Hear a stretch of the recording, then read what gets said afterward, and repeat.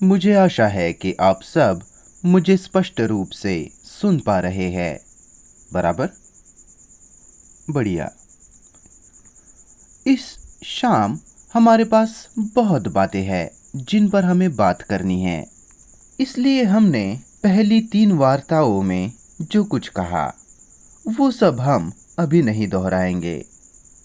कल शाम हमने दुख पर बात की और दुख के अंत पर। दुख के अंत होने में वहाँ फिर जुनून है और हम में से बहुत कम लोग ही सच में दुख के प्रश्न को समझ सकते हैं, उसकी पूरी गहराई में जा सकते हैं। क्या ये संभव है कि सारे दुखों का अंत किया जाए, सारे दुखों को समाप्त किया जाए? ये ऐसा प्रश्न रहा है जिसे सारे इंसानों द्वारा पूछा गया है। हो सकता है उन्होंने इसे बड़ी जागरूकता के साथ ना पूछा हो, लेकिन गहराई में वे जानना चाहते हैं, खोजना चाहते हैं, जैसे हम सभी जानना चाहते हैं कि क्या वह मनुष्य की पीड़ा का, उसके दर्द का, उसके दुख का कोई अंत है? क्योंकि दुख के अंत के बिना वह प्रेम नहीं हो सकता। और इस प्रश्न में बहुत गंभीरता से जाने के लिए, जब वह दुख है तो हमारे तंत्रिका तंत्र को भयानक झटका लगता है, सदमा पहुंचता है, शारीरिक तौर पर भी और मानसिक तौर पर भी। और आमतौर पर हम उससे भागने की कोशिश करते हैं। ड्रग्स लेना, शराब पीना और हर तरह का धार्मिक पलायनवाद, या फिर बस निंदक बनना, या चीज़ों का जैसी वो है वैसे ही उनका स्वीकार कर लेना अनिवार्य रूप से। और इस प्रश्न में बहुत गंभीरता से, बहुत गहराई से जाने के लिए, क्या ये संभव है कि इससे बिल्कुल भी बचकर भागा ना जाए, पलायन ना किया जाए? हो सकता है मेरा बेटा मर जाए और वह भयानक दुख आ जाए, सदमा। मुझे पता चलता है कि मैं बिल्कुल अकेला हूं और मैं इसका सामना नहीं कर पाता, मैं उसे सहन नहीं कर सकता, तो मैं उससे पलायन करता हूं। और वह तरह तरह के पलायन हैं, बचकर भागना है, धार्मिक, सांसारिक या दार्शनिक। ये पलायन, ये बचकर भागना ऊर्जा की बर्बादी है। जैसा कि हमने कहा, हम साथ मिलकर चीजों पर बात कर रहे हैं, आप और वक्ता इस दुख के मुद्दे में झांक रहे हैं, और हम साथ साथ एक यात्रा कर रहे हैं, ना कि वक्ता अकेला। अगर हम किसी भी प्रकार के पीड़ा से, दुख से भागते नहीं हैं, अकेलेपन के दुख से, सदमे से, बल्कि उस घटना के साथ पूरी तरह से ठहरते हैं, उस चीज के साथ रुक जाते हैं जिसे पीड़ा कहा जाता है, क्या ये संभव है? अगर हम किसी भी समस्या को पकड़ते हैं, पकड़ना ना कि उसे सुलझाने में लग जाना, उसे देखने का प्रयास करना। अगर कोई व्यक्ति कोई कीमती गहना हाथ में पकड़ता है, जिस गहने को बड़ी नजाकत से और बाकी सब बहुमूल्य चीज, तो व्यक्ति उसकी ओर देखते रहता है, व्यक्ति उससे पलायन नहीं करना चाहता। उसकी सुंदरता अपने आप में आकर्षक है, बड़ी सुखद है। हम उसे देखते रहते हैं। उसी तरह अगर आप विचार की या पलायन की एक भी गति के बिना उसे पकड़ पाए, फिर तथ्य से ना हटने की क्रिया ही, पलायन ना करने की क्रिया ही उससे जिस कारण से पीड़ा आई है पूरी तरह से छुटकारा दिलाती है। हम इसमें थोड़ा बाद में जाएंगे और हमें समझना है कि सौंदर्य क्या है। सुंदरता ये बहुत महत्वपूर्ण है। ना केवल मनुष्य की सुंदरता, उसके चेहरे की, या संग्रहालय में जाकर अद्भुत चित्र, मूर्तियां या किसी प्राचीन मनुष्य की खुद की भावना व्यक्त करने का प्रयास पत्थर या कविता या चित्र द्वारा, बल्कि अगर हम खुद से पूछते हैं कि सौंदर्य क्या है, सुंदरता हो सकता है सत्य हो, सुंदरता हो सकता है प्रेम हो, और इस असाधारण शब्द सौंदर्य के प्रकृति को और गहराई को समझे बिना अनिवार्य रूप से हम उस पर नहीं पहुंच सकते जो पवित्र है। तो हमें सुंदरता क्या है के प्रश्न में जाना होगा।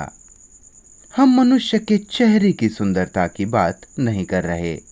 सुंदर साड़ी, सुंदर वृक्ष और प्राचीन चित्रकारी। जब आप किसी बहुत सुंदर चीज को देखते हो, जैसे कोई पर्वत, बादलों से ढका नीला आकाश, तो वास्तव में क्या होता है? जब आप किसी असाधारण रूप से जिंदा सौंदर्य से भरपूर को देखते हो, किसी महान को, तो एक क्षण के लिए उस पर्वत की महिमा, उसकी विशालता, सारी समस्याओं को, स्वयं की चिंताओं को हटा देती है। उस क्षण वह मैं नहीं होता। मैं जो उस पर्वत को देख रहा हो वह नहीं होता। उस पर्वत की महानता ने मेरी सारी स्वयं की चिंता को एक पल में ही पूरी तरह से हटा दिया है, भगा दिया है। जाहिर तौर पर व्यक्ति ने इसे घटते हुए देखा होगा और फिर आप कहते हो, वाह ये कितना सुंदर है, वाह उस पर्वत की महिमा, उस बादलों के साथ, उस नीले आकाश के साथ, वो महिमा अपने आप में एक क्षण के लिए मैं को हटा देती है। क्या आपने खिलौने के साथ किसी बच्चे को देखा? पूरा दिन वो शरारत करता रहा, जो कि सही है, और आपने उसे एक खिलौना दे दिया, और अगले 1 घंटे जब तक वो उसे तोड़ ना दे, वो असाधारण रूप से शांत है, जो कि है खिलौने ने बच्चे की शरारत को अवशोषित कर लिया। खिलौना उस पर छा गया।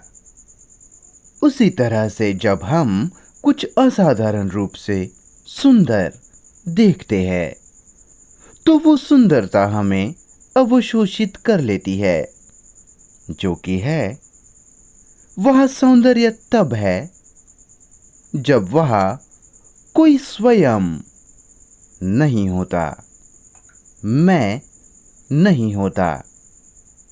क्या आपको ये समझ आ रहा है? जब वह स्वहित, स्वरुचि नहीं होती, स्वयं की सारी पीड़ा, सारे कष्ट बिना अवशोषित हुए या किसी असाधारण सुंदरता से प्रभावित हुए, बिना पर्वत या गहरी घाटी में बिना अवशोषित हुए या किसी असाधारण सुंदरता से प्रभावित हुए बिना। क्या ये संभव है कि सौंदर्य को बिना स्वयं के, बिना मैं के समझा जाए? क्योंकि जहाँ स्वयं है, जहाँ मैं है, वहाँ कोई सुंदरता नहीं है।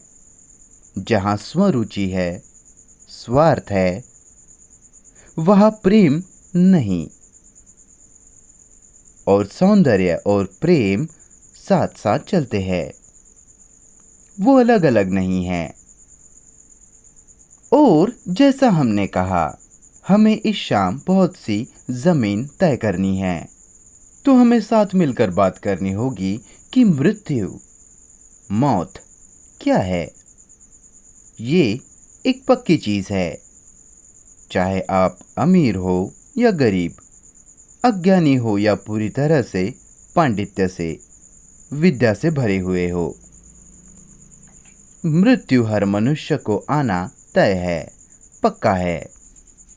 हम सब मरने वाले हैं और हम कभी मृत्यु की प्रकृति को समझने में सक्षम नहीं हो पाए।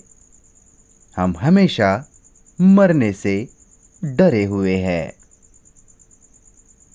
क्या आप मृत्यु से डरे हुए नहीं हैं?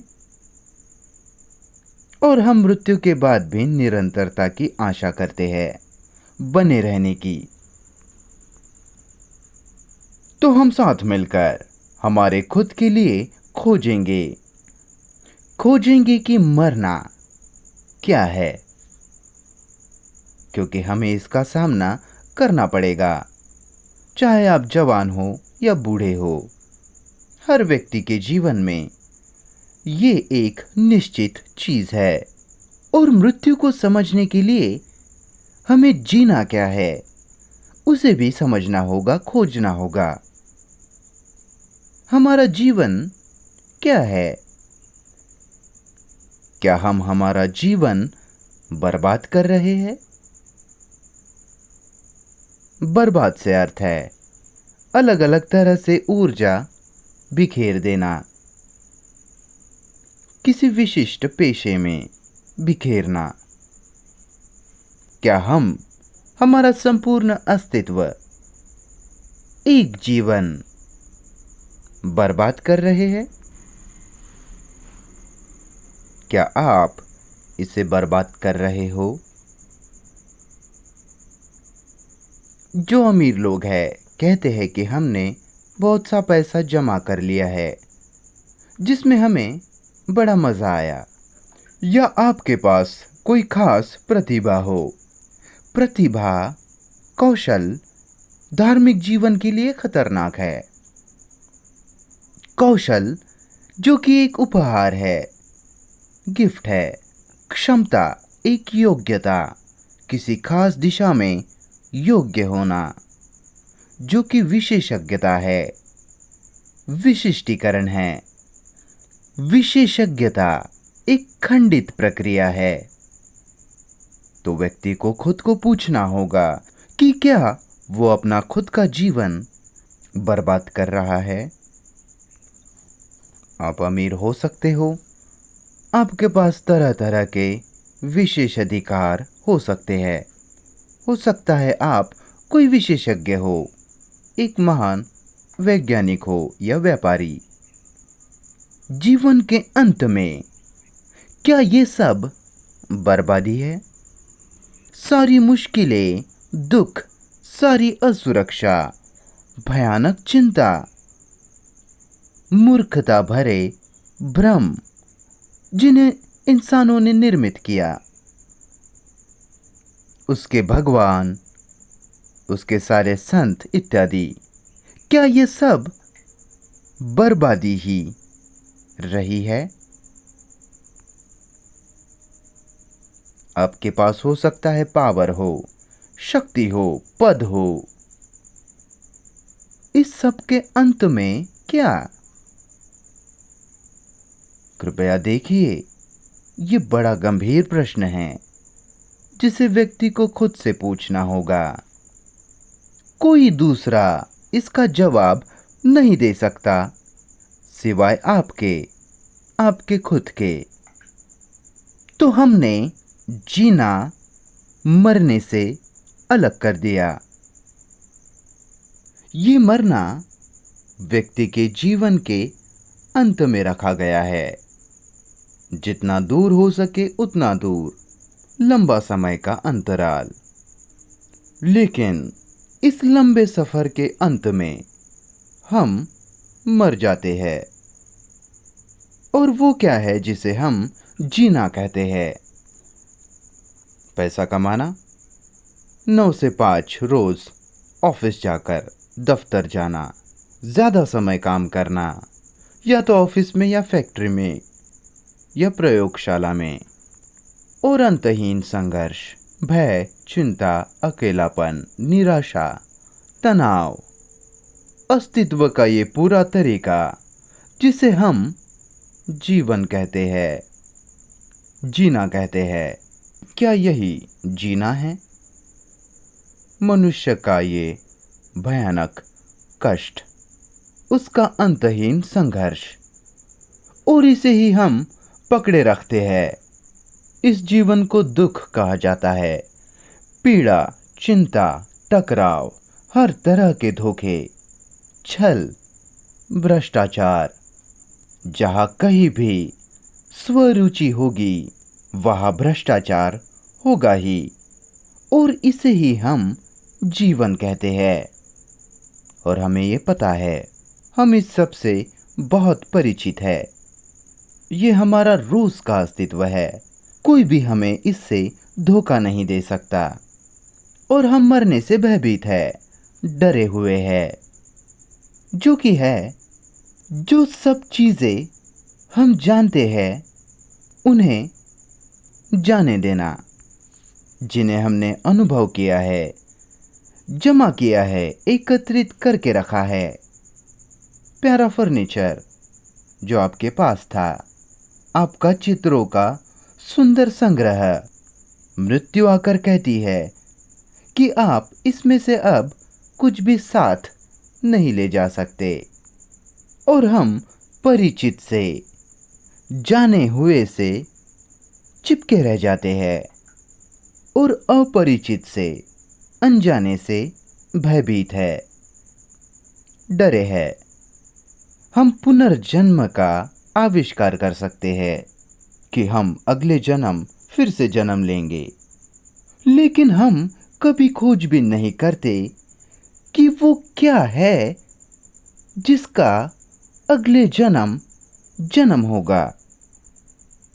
अगले जन्म जिसका जन्म होगा वो बस यादों की एक गठरी है, स्मृतियों का एक बंडल है जो फिर से जन्म लेता है, क्योंकि हम यादों से ही जीते हैं।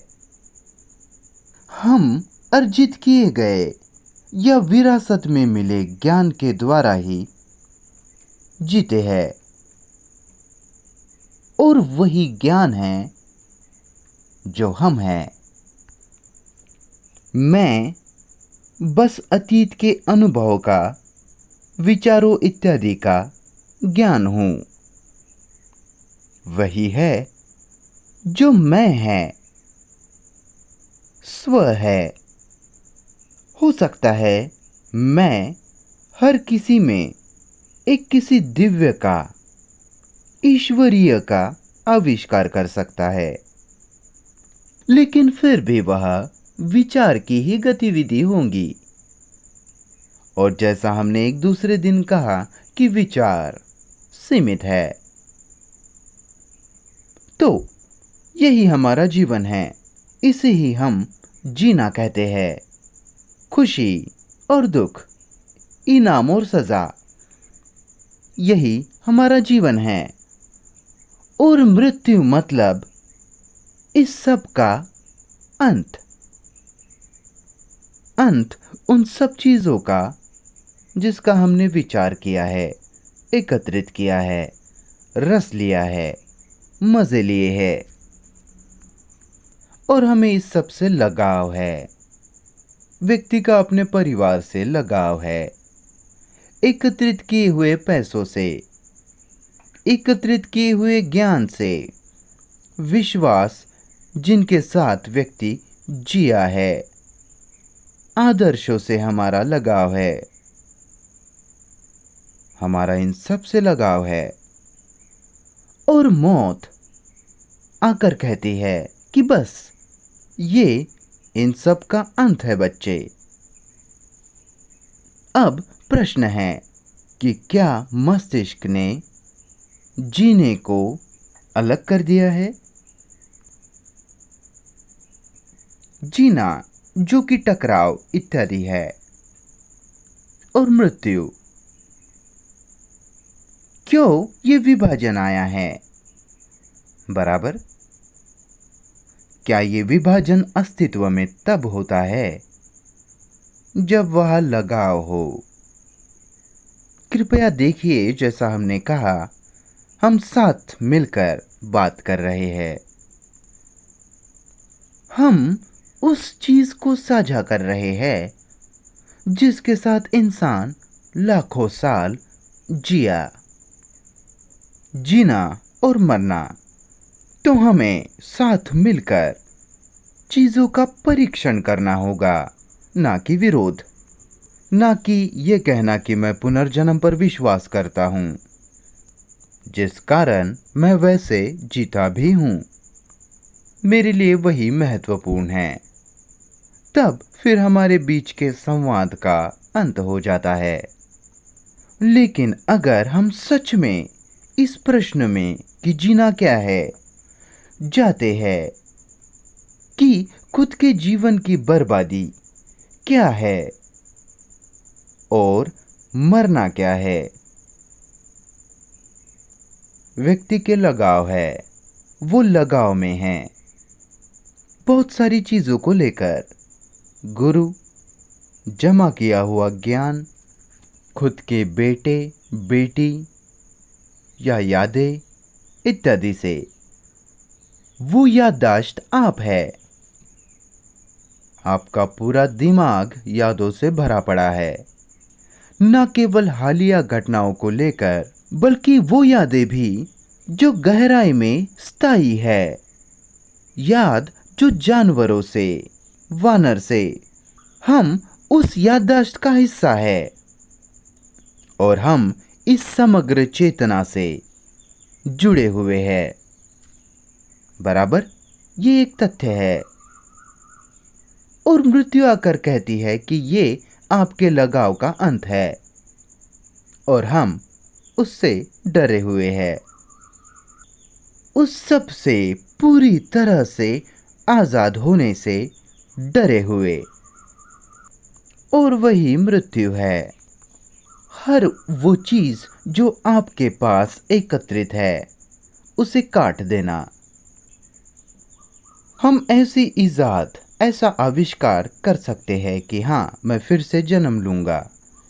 इसलिए वो क्या है जो लगातार जारी रहता है? समझ रहे हो मेरे सवाल को? हम में वो क्या है जहाँ ये निरंतर बने रहने की, जारी रहने की इच्छा है? क्या वहाँ कोई निरंतरता है भी? आपके बैंक अकाउंट के रोज के ऑफिस जाने के अलावा, पूजा करने की दिनचर्या और विश्वासों की निरंतरता के अलावा।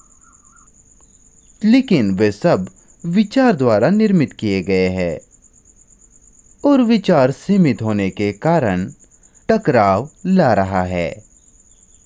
हम इस सब में गए थे, हम फिर से अभी इसमें नहीं जा रहे। और मैं, अहंकार, व्यक्तित्व, स्व, जटिल प्राचीन आधुनिक यादों का, स्मृतियों का एक बंडल है जिसे आप खुद के लिए देख सकते हैं। आपको इसके लिए बहुत से दर्शन, फिलोसॉफीज, किताबें इत्यादि पढ़ने की आवश्यकता नहीं है। आप बहुत स्पष्टता से खुद ही इसे देख सकते हैं कि आप यादों से बनी एक गठरी है, बंडल है, और मृत्यु उन सब यादों का अंत कर देती है। इसलिए व्यक्ति भयभीत है। अब प्रश्न ये है, क्या व्यक्ति आधुनिक दुनिया में मृत्यु के संग जी सकता है? आत्महत्या नहीं, हम उसकी बात नहीं कर रहे, बल्कि जैसे आप जीते हो उसी के साथ साथ सारे लगावों का अंत कर देना, जो कि मृत्यु है। बराबर। मेरा मेरे घर से लगाव है, जिसमें मैं जी रहा हूं, जिसे मैंने खरीदा है। बहुत सा अच्छा खासा पैसा मैंने उस पर खर्चा किया है, और मेरा सारे वस्तुओं से, फर्नीचर से लगाव है, परिवार से, चित्रों, यादों से और बाकी सब से। और मृत्यु आकर वो सब साफ कर जाती है। और क्या मैं मेरे जीवन का हर दिन जी सकता हूं मृत्यु के साथ? हर दिन हर चीज का अंत कर देना, आपके सारे लगावों का अंत करना, यही है जिसका अर्थ है मौत, मृत्यु। लेकिन हमने मृत्यु को जीवन से अलग कर लिया है, जिस कारण हम हमेशा नित्य रूप से डरे हुए हैं। लेकिन जब आप मृत्यु और जीवन को साथ ले आते हो, फिर तब आप खोज पाओगे कि वह मस्तिष्क की ऐसी अवस्था है जिसमें यादों के रूप में सारे मौजूद ज्ञान का अंत हो जाता है। लेकिन आपको ज्ञान की जरूरत पड़ती है, खत लिखने के लिए, यहाँ तक पहुँचने के लिए, अंग्रेजी में बात करने के लिए, अकाउंट्स रखने के लिए, घर जाने के लिए इत्यादि। आपको ज्ञान की आवश्यकता है, पर ज्ञान ऐसे रखना जो दिमाग पर पूरी तरह से हावी ना हो। हम एक दूसरे दिन कंप्यूटर विशेषज्ञ से बात कर रहे थे।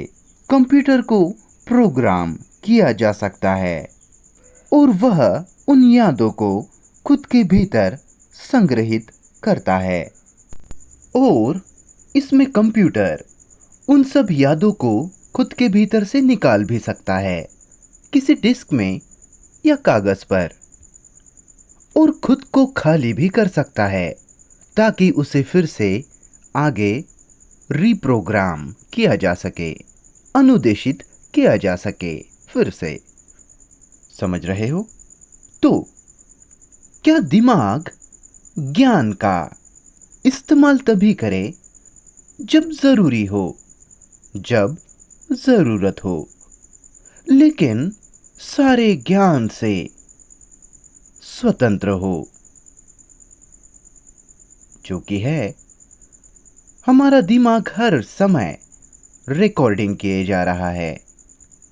अभी जो कुछ भी कहा जा रहा है उसे आप रिकॉर्ड करते जा रहे हो, अंकित करते जा रहे हो अपने दिमाग के भीतर। वो अंकित करना, वो रिकॉर्डिंग याददाश्त बन जाती है, और वो याददाश्त, वो रिकॉर्डिंग कुछ क्षेत्र में जरूरी है। वह क्षेत्र शारीरिक गतिविधि है, जाहिर तौर पर। और क्या दिमाग स्वतंत्र हो सकता है ताकि वो पूरी तरह से बिल्कुल एक अलग आयाम में काम कर सके, जो कि है हर दिन जब आप सोने जाते हो, हर उस चीज को साफ कर दो जो आपने एकत्रित कर रखी है। दिन के अंत में मर जाओ। क्या आप ये सब समझ पा रहे हो? आप इस तरह के कथन को सुनते हो कि जीना मरना है। वो दो बिल्कुल भी अलग अलग चीजें नहीं हैं। आप सुनते हो इस कथन को, बल्कि आप अगर ध्यान से सुन रहे होते हो तो आप इसके सत्य को सुनते हो, उसकी वास्तविकता को सुनते हो, और एक क्षण के लिए आप इसकी स्पष्टता को देखते हो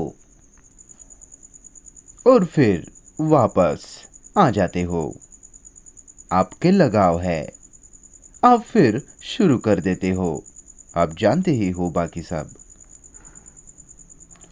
तो क्या हम में से हर एक के लिए क्या ये संभव है कि दिन के अंत में हर उस चीज के प्रति मर जाए जो जरूरी नहीं है? दिल दुखने की हर याद, आपके विश्वास, आपके ईमान, आपके धर्म, आपकी चिंताएं, आपके दुख, उन सब का हर दिन अंत। और फिर आप पाओगे कि आप रोज मृत्यु के साथ जी रहे हो।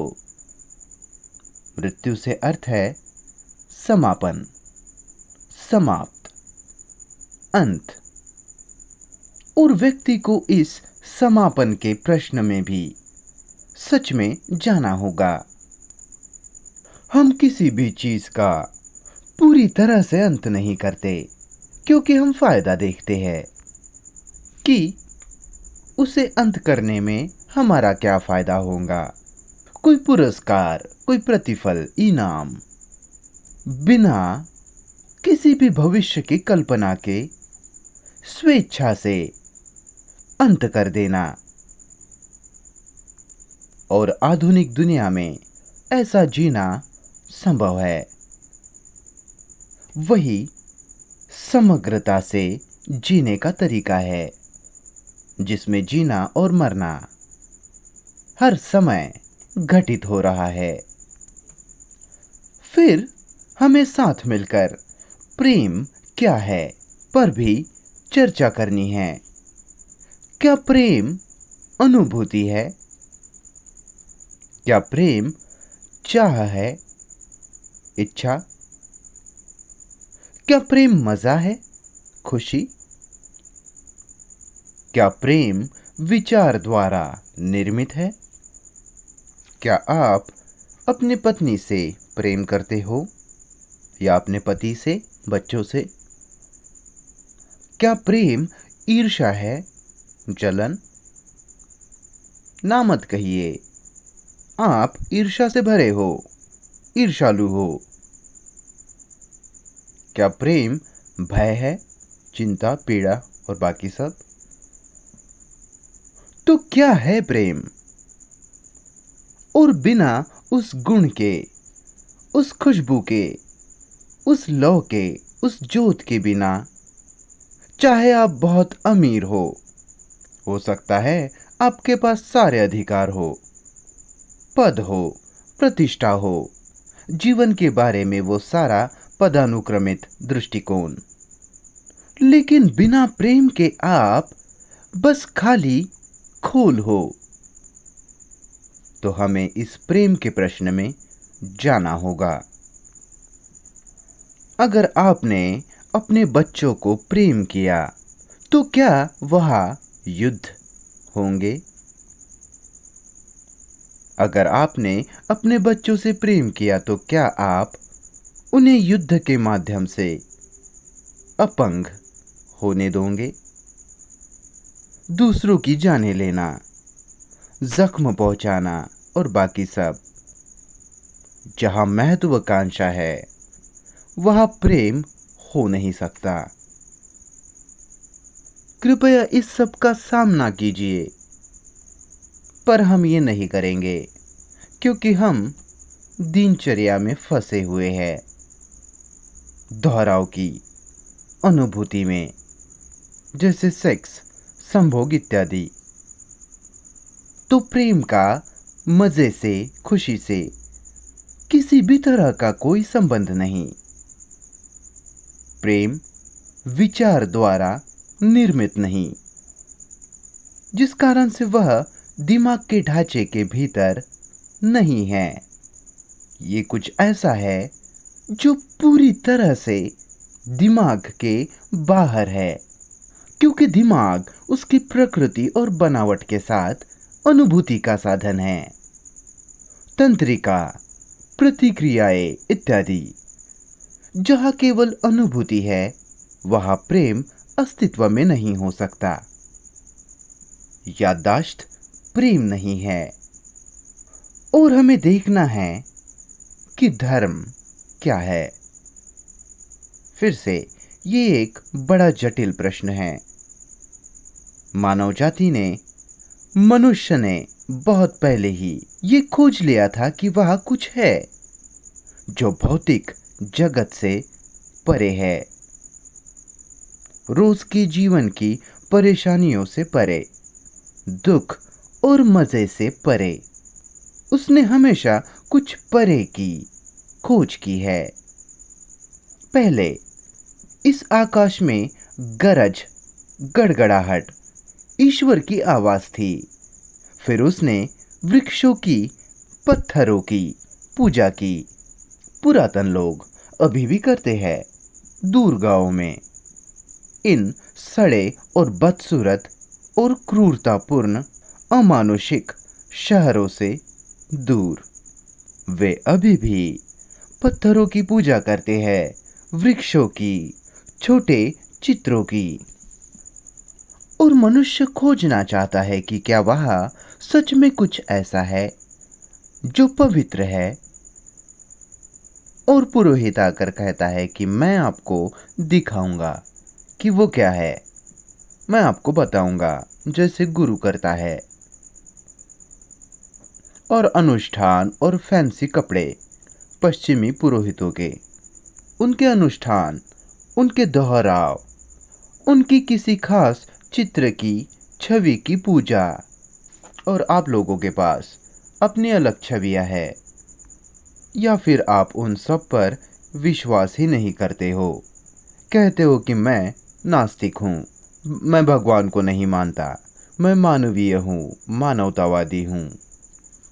लेकिन मनुष्य हमेशा ही, मुझे और आपको हमेशा ही कुछ खोजना है जो हो सकता है समय के परे हो, सारे विचारों के परे।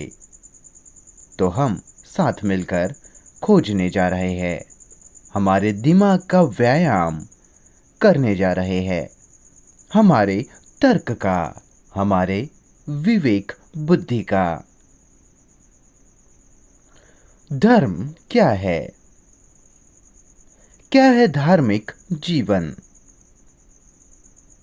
क्या ये इस आधुनिक दुनिया में संभव है? सन्यासी बनना नहीं, सन्यासियों का संगठित समूह। तो चलो इसमें खोजबीन करते हैं। जब हम खुद के लिए ये खोजने में सक्षम होते हैं कि सच में, वास्तव में धार्मिक जीवन क्या है, और वो खुद के लिए तभी खोजा जा सकता है जब हम समझ पाएंगे कि सारे धर्म वास्तव में क्या है, और उन सब को एक तरफ रख देना, उन सब को हटाना। किसी भी धर्म से संबंधित नहीं, जुड़े नहीं, किसी संगठन, संस्था से नहीं, किसी गुरु से नहीं, किसी भी मानसिक तथाकथित कहे जाने वाले आध्यात्मिक अधिकारिता से नहीं।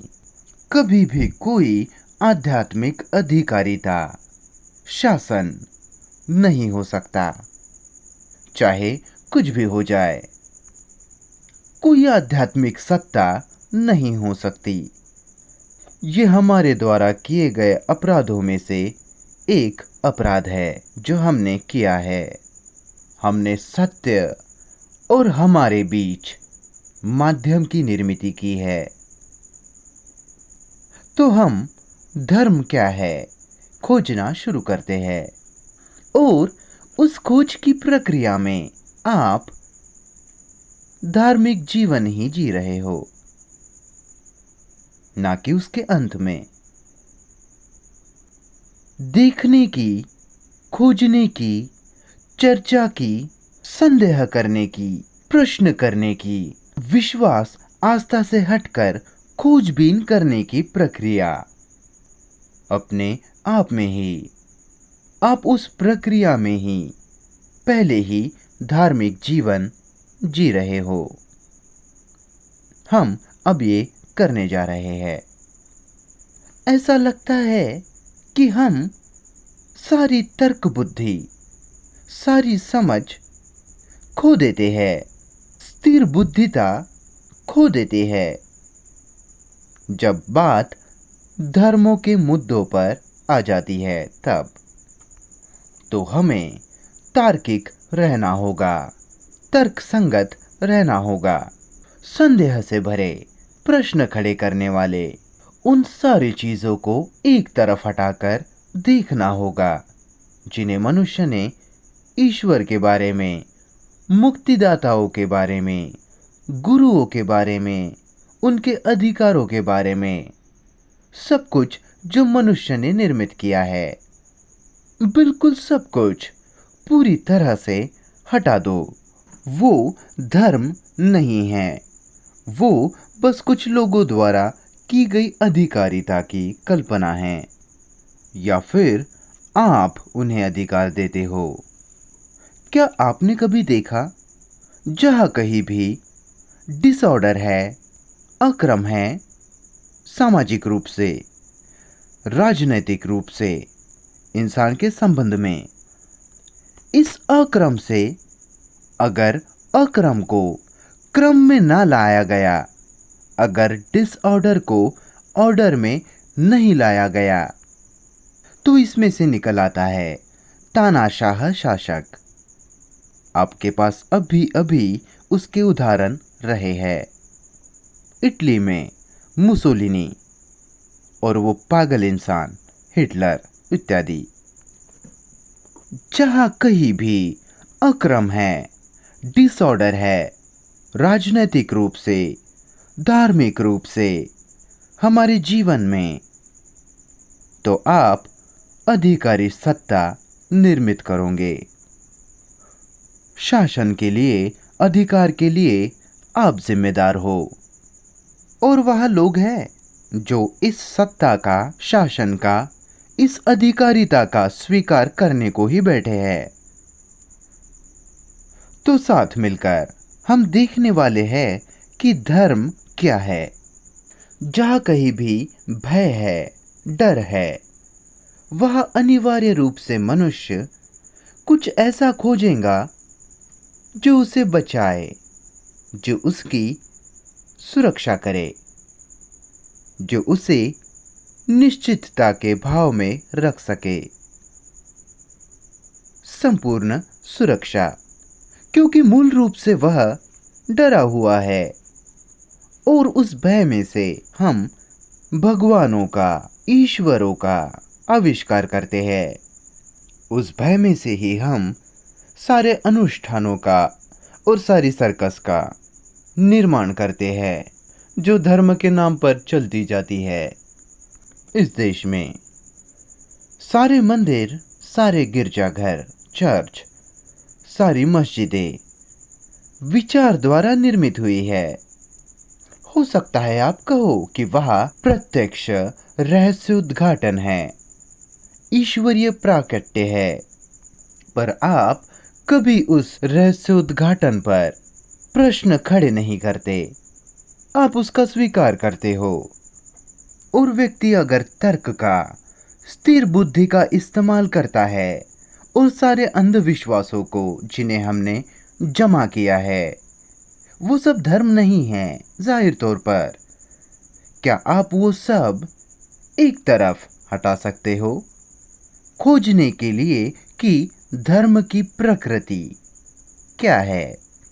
वो दिमाग जो धार्मिक जीवन की गुणवत्ता को पकड़े रखता है, वो क्या है? क्या आप इसे कर सकते हैं?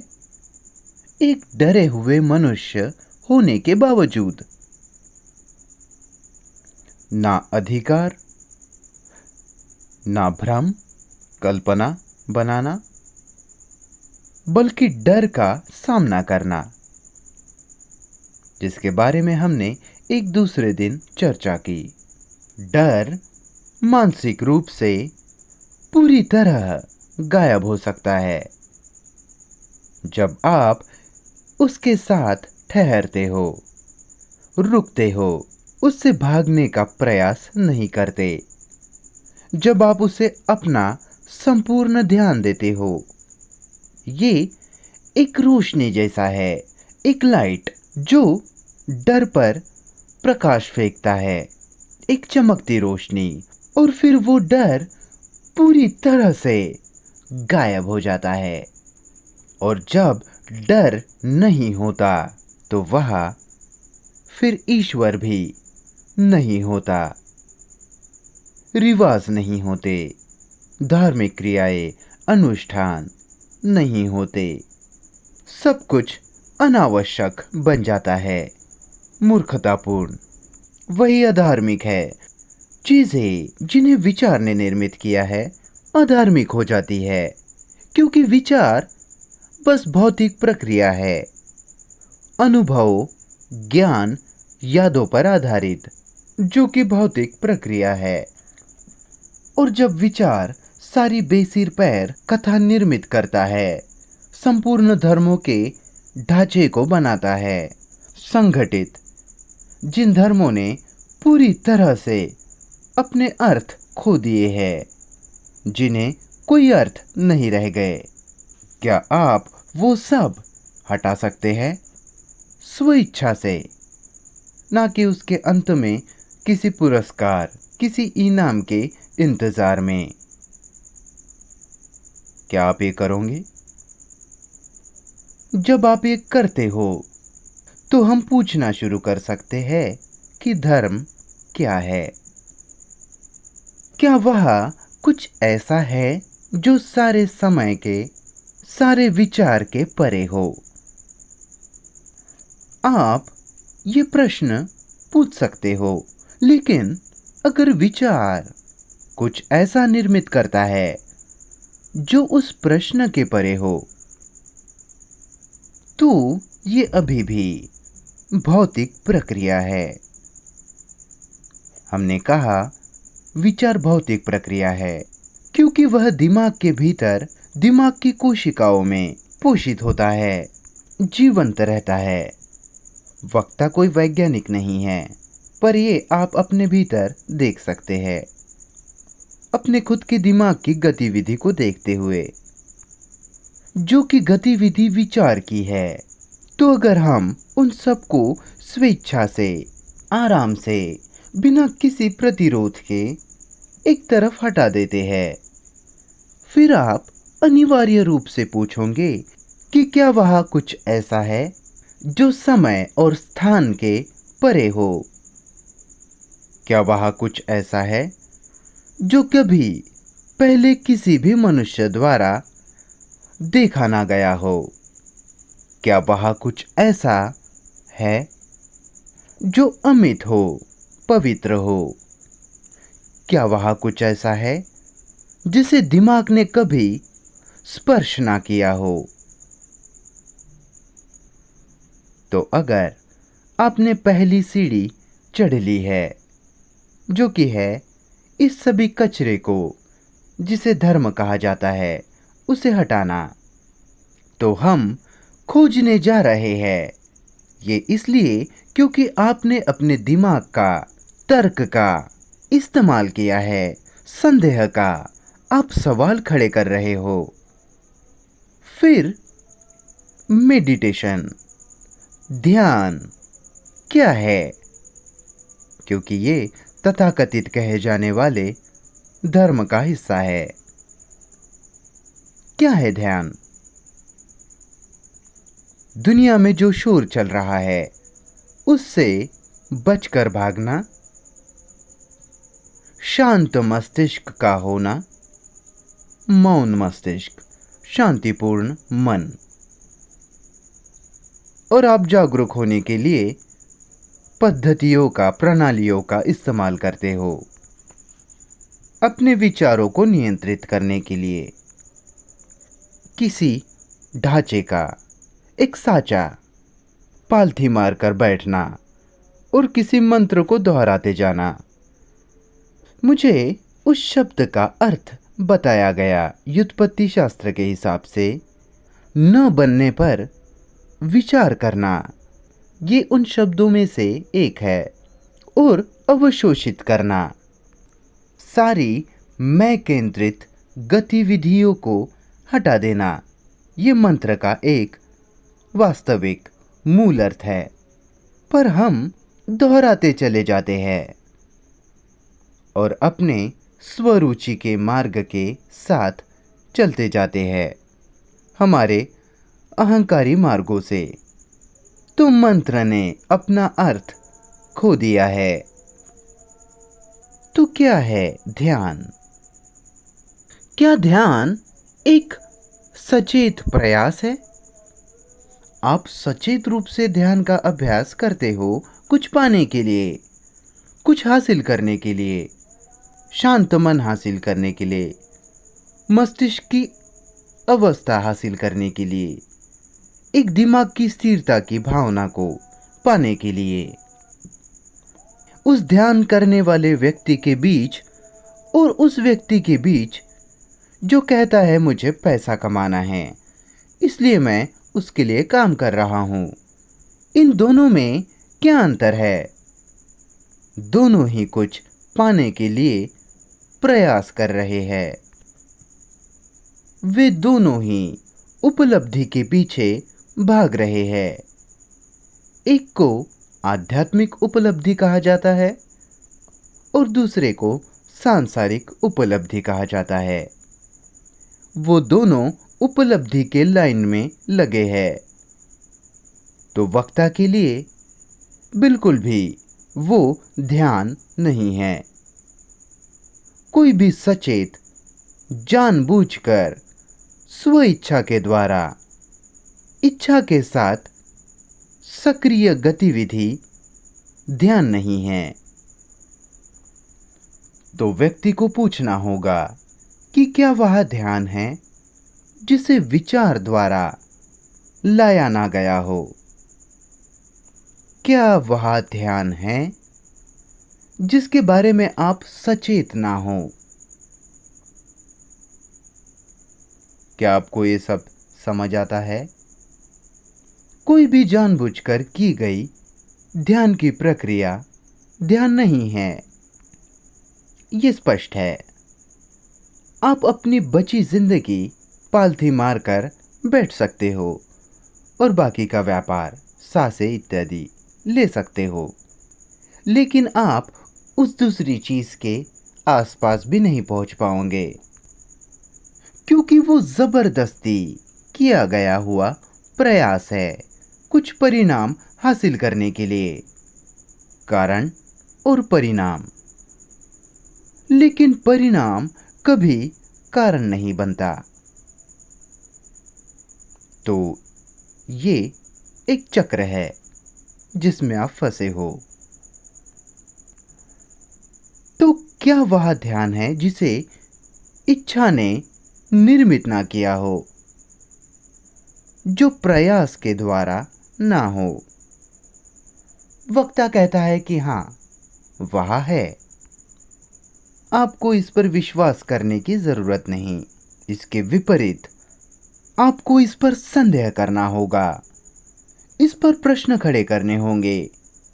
जैसे वक्ता ने इस पर प्रश्न खड़े किए हैं, संदेह किया है, उसे टुकड़ों में फाड़ कर रख दिया है।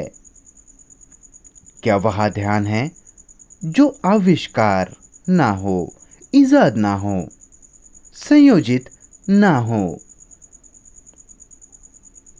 इसमें जाने के लिए व्यक्ति को समझना होगा कि दिमाग जो संस्कारबद्ध है, कंडीशन्ड है, अभ्यस्त है, वातानुकूलित है, जो सीमित है, और वो दिमाग असीमित को, अमाप को, कालातीत को सम्मिलित करने की कोशिश कर रहा है।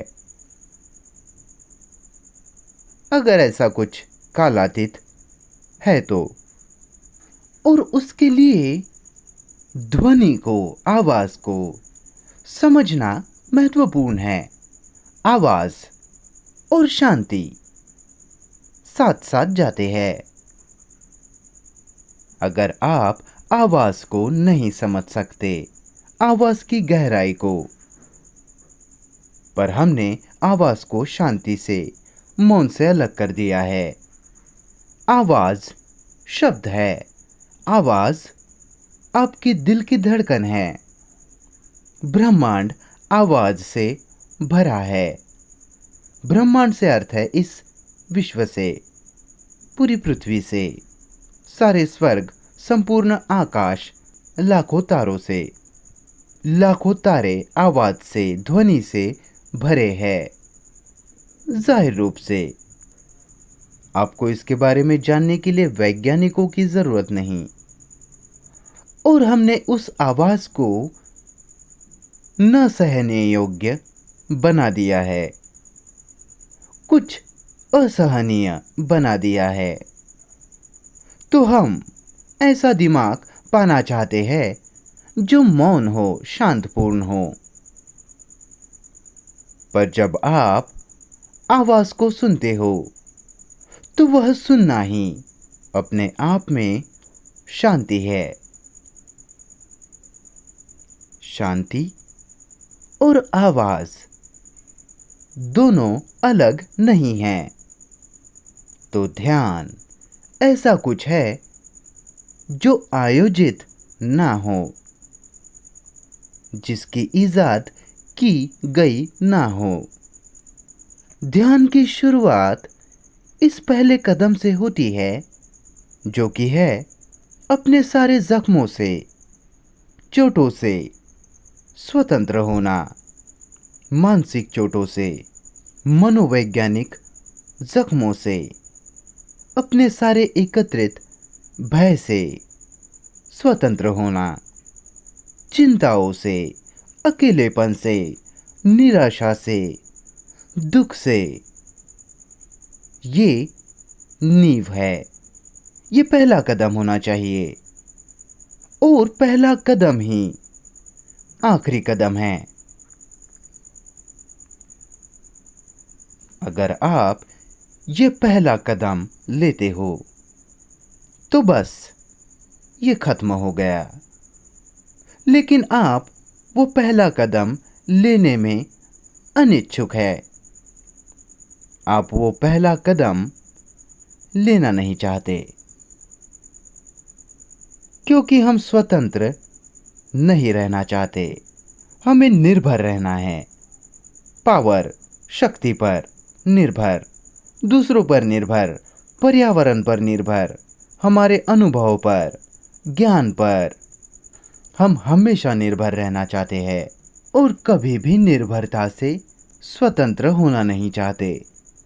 सारे प्रकार के डर से स्वतंत्र नहीं होना चाहते। इसलिए दुख का अंत है प्रेम। जहां भी प्रेम है वहां करुणा है, और उस करुणा के पास अपनी खुद की अभिन्न बुद्धि होती है। और जब वो बुद्धि क्रिया करती है, कार्य करती है, तो हमेशा ही वो कार्य सच होता है। वह उस क्रिया में, उस कार्यवाही में कोई टकराव नहीं होता। आपने ये सब सुना। आपने भय का अंत सुना, दुख का अंत, सौंदर्य और प्रेम। लेकिन सुनना एक बात है और कार्यवाही करना, एक्शन लेना बिल्कुल भी दूसरी बात है। आप सब इन बातों को सुनते हो जो सच है, तर्कसंगत है, विवेकी है, पर आप उसके हिसाब से क्रिया नहीं करते। आप घर जाओगे और फिर से वही चालू कर दोगे, अपनी चिंताएं, आपके टकराव, आपके दुख। तो व्यक्ति पूछता है, इस सब का क्या मतलब है? वक्ता को सुनना पर उसे जीना नहीं, सुनना पर करना नहीं, आपकी जीवन की बर्बादी है। अगर आप किसी ऐसी चीज को सुनते हो जो सच है और उस पर कार्यवाही नहीं करते, एक्शन नहीं लेते, तो आप अपना जीवन बर्बाद कर रहे हो। और जीवन बहुत कीमती है। यही एक चीज है जो हमारे पास है और हमने निसर्ग से संपर्क खो दिया है, जिसका अर्थ है हमने अपने खुद से संपर्क खो दिया है, जो कि निसर्ग का एक हिस्सा है। आप वृक्षों को, पंछियों को, पर्वतों को, नदियों को प्रेम नहीं करते। आप पृथ्वी को तबाह कर रहे हो और हम एक दूसरे को तबाह कर रहे हैं। और ये सब जीवन की भयानक बर्बादी है। जब किसी को इस सब का एहसास होता है, ना सिर्फ शाब्दिक तौर पर या बौद्धिक तौर पर, फिर व्यक्ति धार्मिक जीवन जीता है। वो कोई खास कपड़ा पहनना या भीख मांगने नहीं जाता, या किसी मठ या आश्रम से नहीं जुड़ता। वो कोई धार्मिक जीवन नहीं है। धार्मिक जीवन की शुरुआत वहां से होती है जब वहां टकराव नहीं होता, जब वहां प्रेम की भावना होती है। आप दूसरे से प्रेम कर सकते हो, अपने पति से या पत्नी से, पर वो प्रेम संपूर्ण मानव जाति द्वारा साझा किया जाता है। ये केवल एक व्यक्ति को नहीं दिया जाता, जिस कारण सीमित, प्रतिबंधित। तो अगर आप अपना दिल, अपना दिमाग, अपना पूरा मस्तिष्क इसे देते हो, तो वहां कुछ है जो सारे समय से परे है और वहां उसका आशीर्वाद है। ना कि मंदिरों में, चर्चों में और मस्जिदों में। वो आशीर्वाद वही है जहां आप हो।